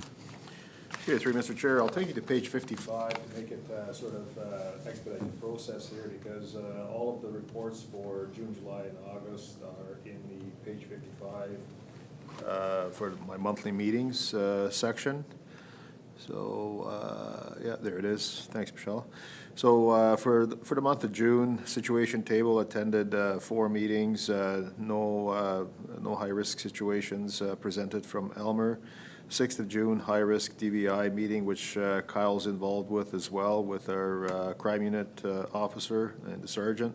6th of June, public health meeting for a rabies info session that was presented to us through the public health. I sat on the Zoom meeting with them. 14th of June, recruit graduation, Kyle and I attended that. 19th of June, change of command, Chan of Kent Police Service for the new chief and the outgoing chief. The 24th of June, Kyle and I attended the swearing in of the new recruits in St. Thomas. 25th of June, HR meeting at the town hall. And the 26th of June, we met with the Inspector General with their unit, and just to kind of identify what they do and how they expect us to do business. For the month of July, same thing, 5 situation table meetings. 3rd of July, Special Olympics in St. Thomas. 15th of July, emergency management meeting. 17th of July, I met with Deputy Chief Barnes in St. Thomas. The 23rd of July, CAA school safety meeting, and as a result of that, we're sending 1 officer on Friday for that CAA training. And that's basically for elementary school safety, crossing guards, looking at different things to ensure student safety, in preparation that eventually we will have that rapport with the schools again and get back into doing some business with them. 24th of July, PSP meeting, and the 31st of July, lawyer conference regarding grievance. August was a little less busy. I took a couple of weeks off. 4 meetings respective of situation table. 20th of August, the school bus driver presentation, which was done by Constable Long, and Deputy and I attended. And well received, Chief. Thank you. Yeah, it's always well received, and I hope they got some good information there. For the month of July, June, July, and August, there was no issues with the budget. The June projected was 50%. The actual was 47.76, operating at 2.3%, 2.3% below target. The July, we sort of actually went over our actual, or from our projected, we went over with the actual by a very small amount, $2,268, and then brought that back in the month of August, where we are operating at almost 1%, again below the actual budget, or the 1% actual in comparison to the projected. For the month of June, July, and August, Kyle and I shared quite a few coverages for the month of June and July. August was a little bit less hectic, with the 2 new recruits being able to work on their own, so there was no issues there. Other direct operating expenses for all 3 months, actually, June, July, and August, we were slightly under for the month of June. For July, we were 19,000 in the green, and for the month of August, we were 20,000 less than last year in comparison to the other direct operating expense areas. As far as my daily activity sheets, again, for the month of July, quite a few areas were covered, 2, 4, 6, 8, 10, 12, 13 shifts were covered, and I think in the month of June, I covered 12 shifts, and again, those are split with Kyle, And again, that translates into quite a bit of savings. If you look at, if you were to take a look at those shifts and we had to cover those with the overtime or even part-time program, it would be a significant cost to us. So the fact that we step up to the plate and do that coverage saves quite a bit of money. And with respect to my meetings and daily activity reports, that's my report, and I'll give it over to Kyle, and he can continue on with the rest of the report. So I do that anyway. Sure, yeah, no.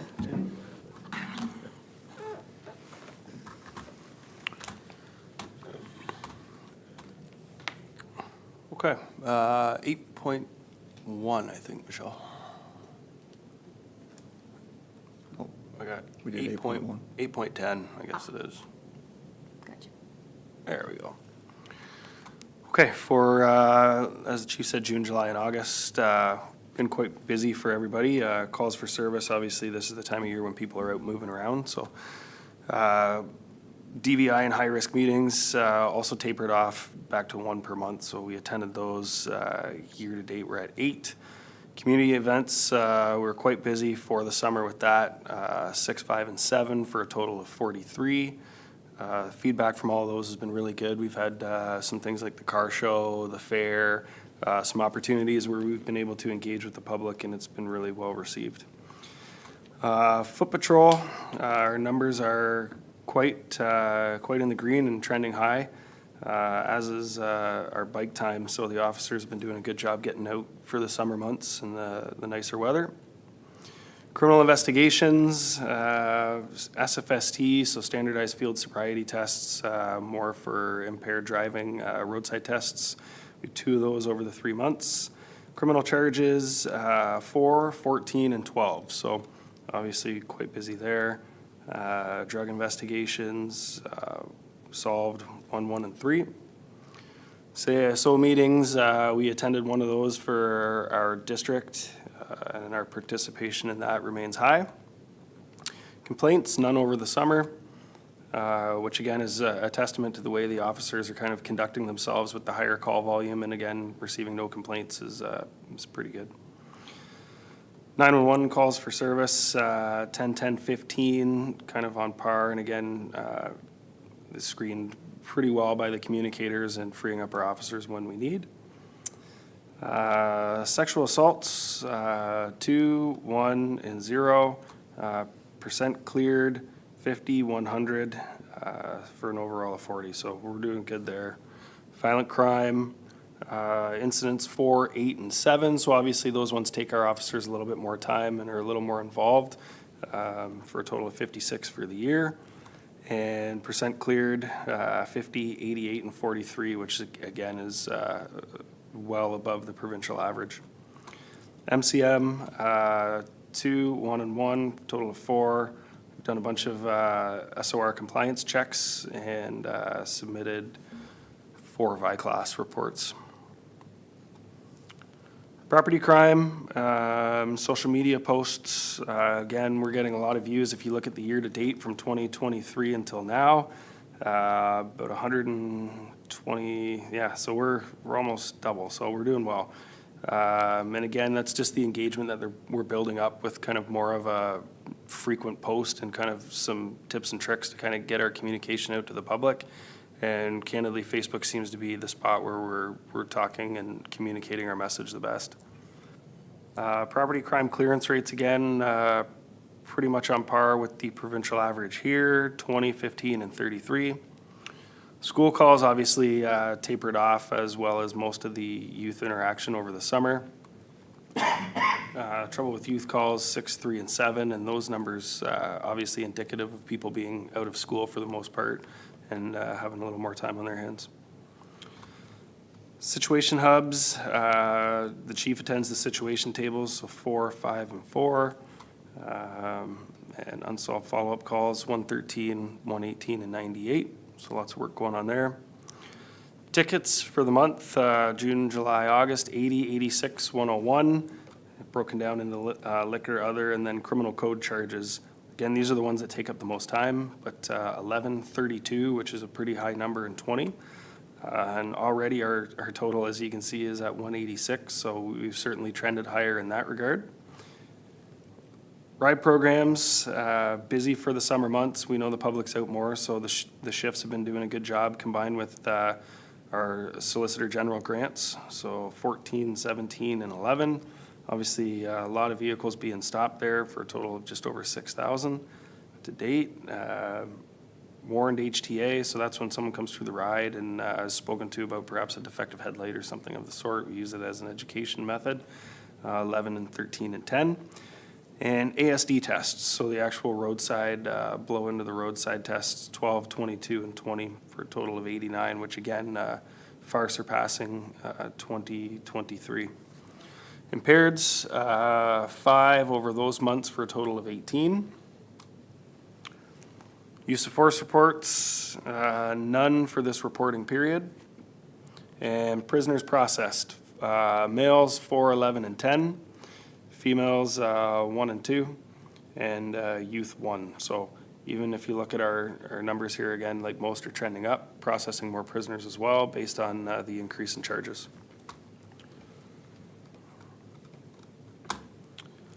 And broken down here again, platoons have been very busy, but A and B, possession of property tamed by crime, impaired, utter threats, breach of recog, theft, and disobey court order, all some pretty substantive charges. C and D, drug possession, theft under, impaired, assault, failed to comply, refused breath test, theft under, kind of running the gamut.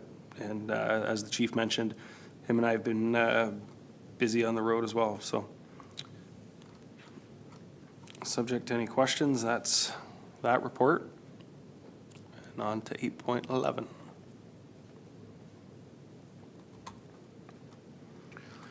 So crime trends.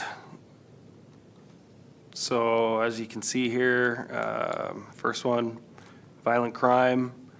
We are trending higher, but I don't think we're going to be in a position where we're going to surpass 2023, as is everybody else. And the crime severity index across the board within Canada kind of indicates an increase in violent crime. So it's certainly not something that we're alone in, but we're also not immune to. So. Property crime, this is the peak for property crime season for us. Obviously, with the nicer weather, people are out on foot a little more. The transient traffic sometimes leads to an increase in that. Presently at 104. Drug crime, 22 for the year. Peaks and valleys with this. And again, some new directives from the Public Prosecution Service, so the federal prosecutor and the way they deal with some things. These are rather substantive charges. We're really not proceeding on the simple possession and the 4-1s, so we're actually focusing more on kind of the people who have possession for the purpose of trafficking, or those that are kind of taking more of a leadership role, if you will, with the distribution of drugs in the community. So that reflects that.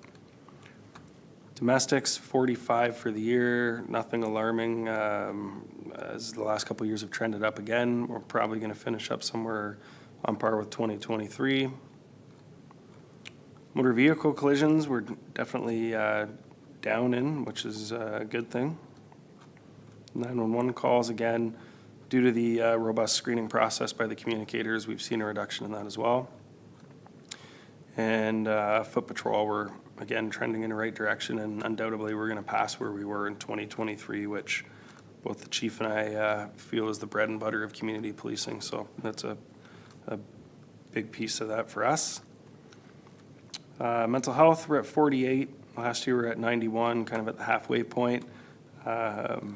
Really, again, the officers do a great job dealing with the mental health calls. We've got the MCERT position, and she does an excellent job at mostly follow-ups, but we'd like to give credit where it's due. And I know sometimes people think that police officers aren't necessarily the answer to mental health, and sometimes they're not, but that community policing part where you have relationships with people and actually on a first-name basis when you go to somebody who's having a pretty tough day, in my experience, watching this firsthand goes a long way. So they're doing a great job, and then on the back end, we're able to follow through with the MCERT follow-ups, so nothing out of the ordinary on that.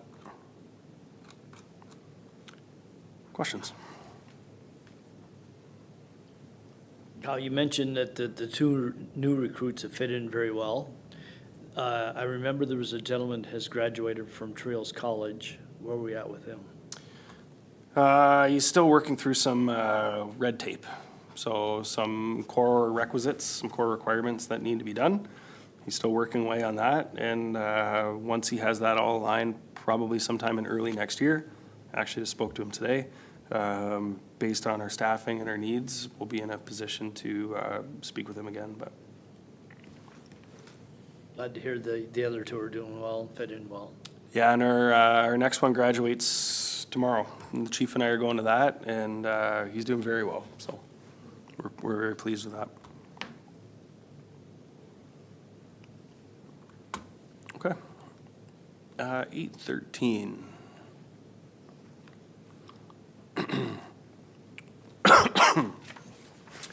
So budget, salaries and wages. We're on which one are you on there, Michelle? Can you go up for a sec? PSB? Yep. Sure. Nothing really out of the ordinary. Overall, we're at 68%. The admin, we're at 49%. Trending basically right on par for where we should be for this point in the year.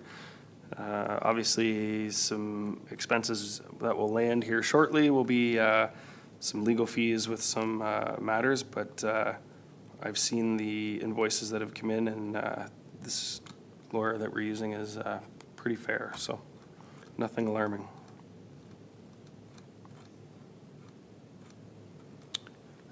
Any questions? 8:14? Okay, so salaries and wages full-time, as the chief mentioned, we're tracking well with that at 61%. Salary and wages part-time, we're presently at 108%. However, attributed mostly in part to backfilling for the two long-term leaves that we have, but also due in part to us bolstering the front line to support the training program for the new recruits and ensuring that we had enough bodies during that time period, and that accounts for that as well. Forward forecasting, obviously, our numbers are going to be in a very good position, particularly once Matt lands here in the next couple days. So the part-time program is basically going to slow down drastically, which it's done exactly what we needed it to do. So at the end of that, it's at 62% overall.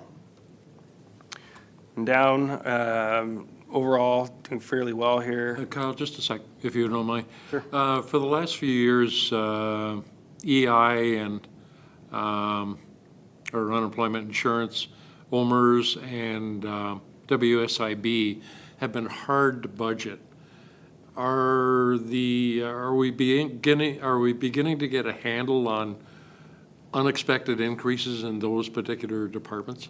We are. Actually, again, when I spoke with Heather last week, she's already got a handle on what's coming for 2025 and the different changes. So she's been able to work with us for that.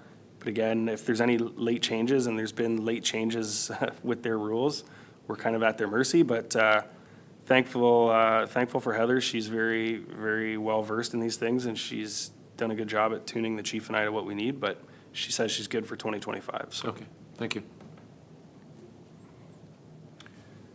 Travel expenses have gone up only because the way that the police college is structured now, pretty much every single solitary senior course is now off-site.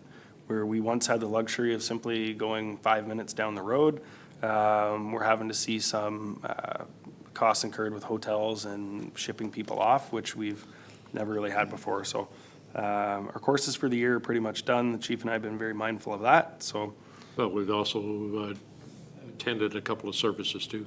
Yep. We find we're picky choosy when it comes to courses.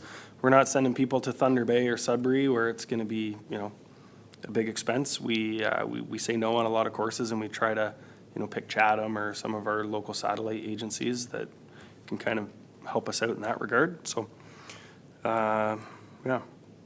Other than that, everything else is pretty much on track. You'll see one number there for it's uniform and cleaning. It's a scary number, but it's actually really not when you look at the number within there, and that was due in part to a decontamination with a contaminated individual that we needed to clean some uniforms for.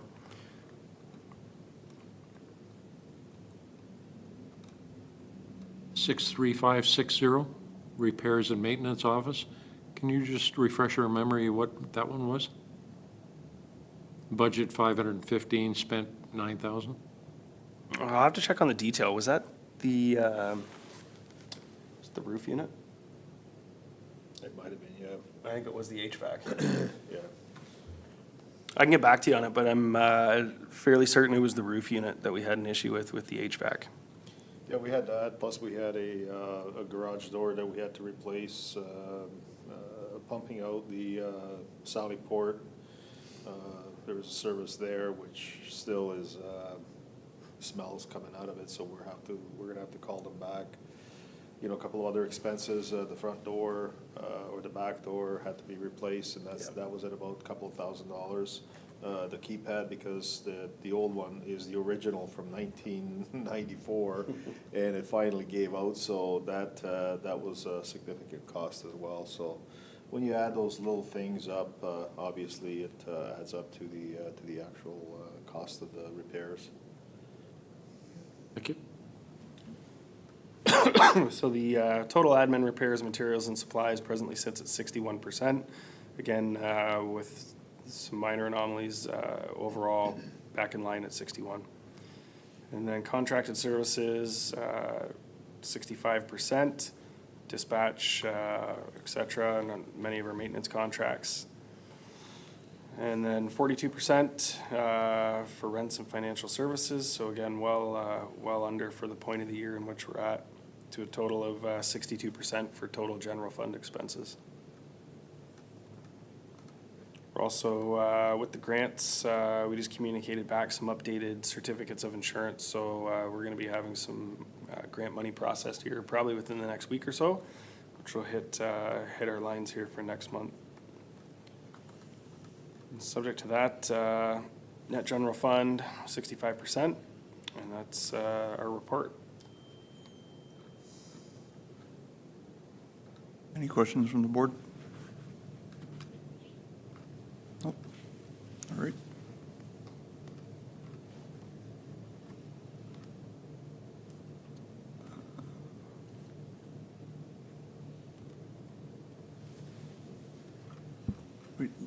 That was 8.14, correct? You can go over 8.15? Or pretty much, Yeah, it's the total of the two. so it's pretty straightforward. All right, can we get a resolution on that, Michelle? That the reports of the chief of police be received as information. I got a mover and a seconder.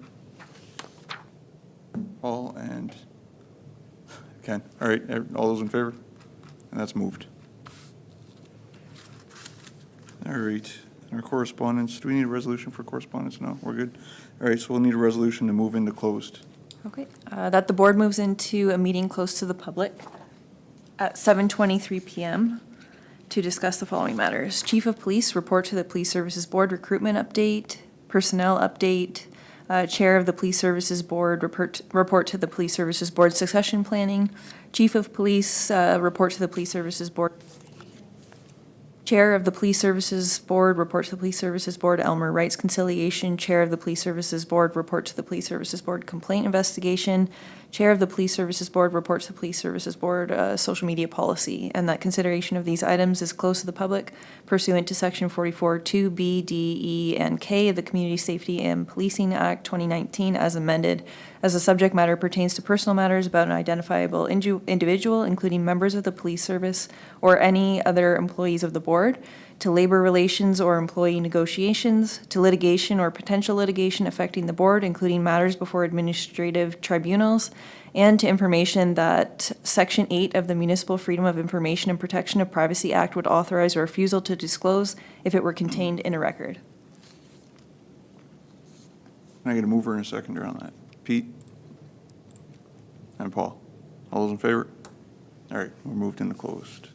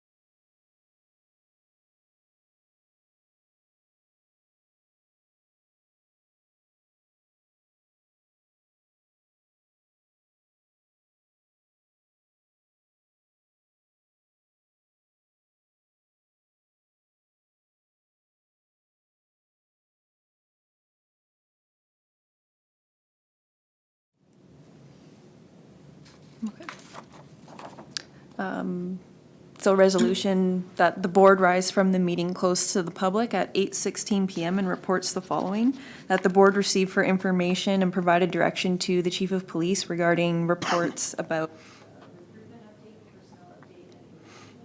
and that the board received for information, provided direction to the chair of the Police Services Board regarding succession planning, Aylmer rights conciliation, complaint investigation, and social media policy. Can I get a mover and seconder for that? Pete and Paul, all those in favor? All right, and that's moved. And the next resolution. That the board now adjourn at 8:16 PM. Mover and seconder. Ken? Paul? All those in favor? And we're adjourned. Thank you. Time and a everyone. half?